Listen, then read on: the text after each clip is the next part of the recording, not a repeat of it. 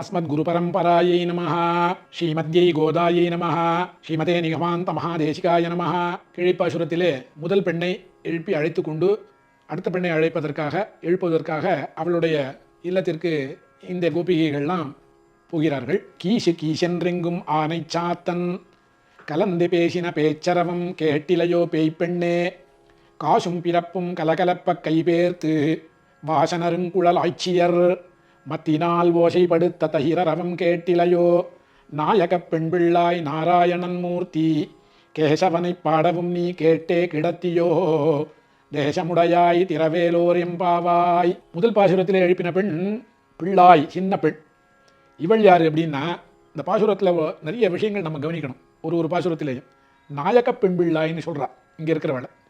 ஏன் அப்படின்னா, இவள் இந்த கோபஸ்திரீகளுடைய கோஷ்டியில் மிக முக்கியமானவள். நாயகன் அப்படின்னா முக்கியமானவள்னு அர்த்தம்.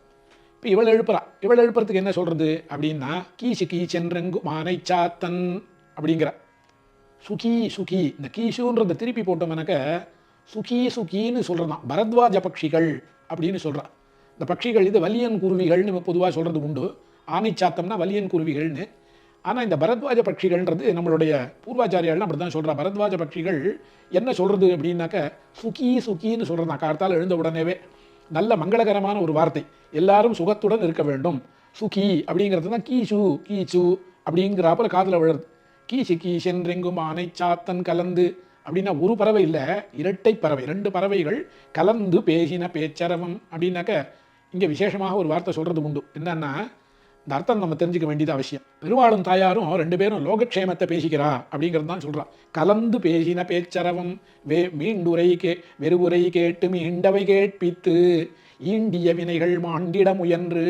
நமக்கெல்லாம் பகவான் என்ன பண்ணுறார் அப்படின்னா, தாயார் லோகக்ஷேமத்தை பகவானுக்கு எடுத்து சொல்லி வேண்டுரை கேட்டு மீண்டு அவை கேட்பித்துங்கிறார் சுவாமி தேசிகன் சொல்லச்சே. அப்போது 2 பேரும் லோகக்ஷேமத்தை ஒருவருக்கு ஒருவர் பரிமாறிக்கொண்டு ஈண்டிய வினைகள், இந்த லோகத்தில் இருக்கிறவர்கள்லாம் சேர்த்து வச்சிருக்கிற வினைகள் எல்லாம் மாளும்படியாக அவர்களுடைய பேச்சு அமைந்தது. அதுதான் சுகி சுகி கீ சுகி சென்றெங்கும் ஆனை சாத்தம் கலந்து பேசின பேச்சரவம் கேட்டிலையோ அப்படிங்கிற. கேட்கலையா உனக்கு பெண்ணே? எழுந்துக்கிறேன்னு சொன்னாலும் எழுந்துக்கு வரல. நியாயமாக பார்த்தா என்ன பண்ணியிருக்கணும்? வாசலில் போனவொடனே கதவை திறந்து வச்சு ரெடியாக வாசலில் நின்றுட்டு இருக்கணும். இவ போய் கதவை தட்டினதுக்கப்புறம் எழுந்துக்கலையே, அப்படி கேட்டிலையோ, கேட்கல. என்ன இருந்தேன் பேய் பெண்ணே அப்படிங்கிறார். சில பேர்லாம் தூங்கினா பிசாசு போல தூங்குறான், நடா தூங்குறான் அப்படின்னு நம்ம சொல்கிற போது அந்த மாதிரி இவன் எப்படி தூங்கின்னு இருக்கு அப்படின்னா பேய் பெண்ணே அப்படின்னாக்கா பிசாசு போல தூங்குறேன். என்னடா அது நாயக பெண் பிள்ளாயின்னு சொன்னாலே பேய் பெண்ணேன்னு சொல்கிறாளேன்னு நினச்சிக்கலாம். அது பின்னால் வரப்போகிறது.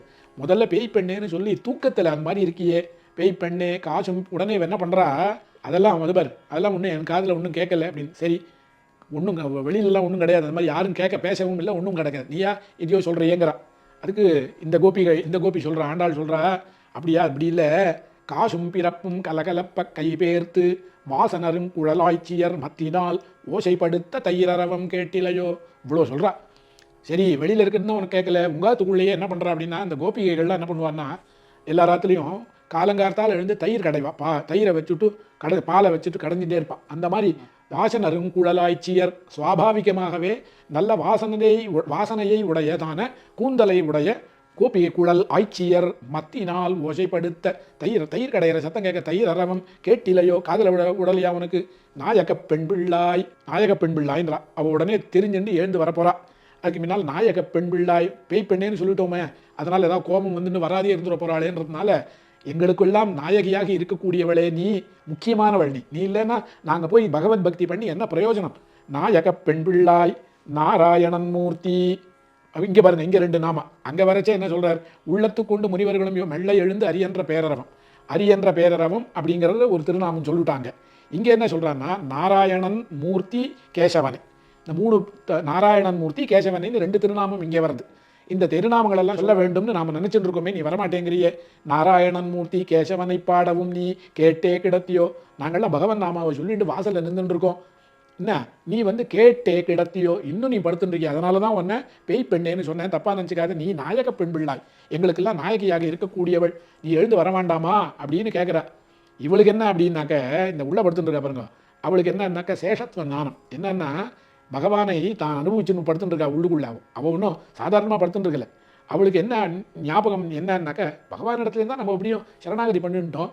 இனிமேல் நமக்கு பகவான் அனுகிரகம் பண்ணாத போயிடுவானுன்னா இது கொஞ்சம் மெதுவாக தான் எழுந்து போனால் போச்சுன்னு நினச்சிட்டு இருக்கா. அந்த மாதிரி கிடையாது இது. இது என்ன பண்ணுறா, வாயினால் பாடி அங்கே சொன்ன பாருங்க, அந்த மாதிரி தூமலர் தூவி தொழுது வாயினால் பாடி அப்படிங்கிறா போல இங்கே கேசவனை பாடவும் நீ கேட்டே கிடத்தியோ தேசமுடையாய் அப்படிங்கிற தேஜஸை உடையவள் அப்படிங்கிறது தேசமுடையாய். எதனால் இவளுக்கு தேஜஸ் ஏற்பட்டது அப்படின்னாக்க எம்பெருமானுக்கே தான் அடிமை அப்படிங்கிறதான ஒரு எண்ணம் இவளுக்கு எப்பொழுதும் இருக்கிறதுனால அந்த எம்பெருமானுடையதான அந்த திருமேனியுடைய அந்த சோபை இவளிடத்திலேயும் பிரதிபலிக்கிறதாம். அதனால தான் தேசமுடையாய். அப்படி இருக்கிற எம்பெருமான் நீ மாத்திரம் அனுபவிச்சா போருமா? எழுந்து கதவை திறந்து எங்களையும் அனுபவிக்கப்படும்படியாக பண்ண வேணும். அப்போதானே நாம் முந்தா நேத்தி பேசிட்டு இருந்ததான, ஏன்னா ஒரு நாள் ஆகிப்போடுச்சு, ஒத்தியை எழுப்பின் போட்டா, இப்போ 2வது நாள் இவளை எழுப்பின் போகிறா. அதனால் கேட்டே கிடத்தியோ தேசமுடையாய் திறவு, கதவை திறவு அப்படின்னு சொல்லி இவளை பிரார்த்திக்கிறார்கள். இப்படிப்பட்டதான சேஷத்துவ ஞானம், எம்பெருமானுக்கே நாம் அடிமை, மற்றவர்களுக்கு நாம் வாய்கொண்டு மானிடம் பாட வந்த கவியே நல்லேன்கிறார் ஆழ்வார். அந்த மாதிரி மானிடர்கள் மற்றவர்களுக்கு நம் போன்றவர்களுக்கு நாம் அடிமை இல்லை. நாம் அடிமை என்பது யாருக்கு அப்படின்னாக்க சாட்சாத் அந்த எம்பெருமானுக்கே என்பதான ஒரு ஞானத்தை எவன் ஒருவன் பெறுகிறானோ அவனுக்கு எல்லா விதமான க்ஷேமங்களும் இந்த லோகத்திலே ஏற்படும் என்பதுதான் இந்த பாசுரத்தினுடைய ஒரு அமைப்பாக இருக்கிறது என்பதாகத்தானே பெரியோர்கள் கொண்டாடுகிறார்கள். ஸ்ரீமத்யை கோதாயை நமஹா.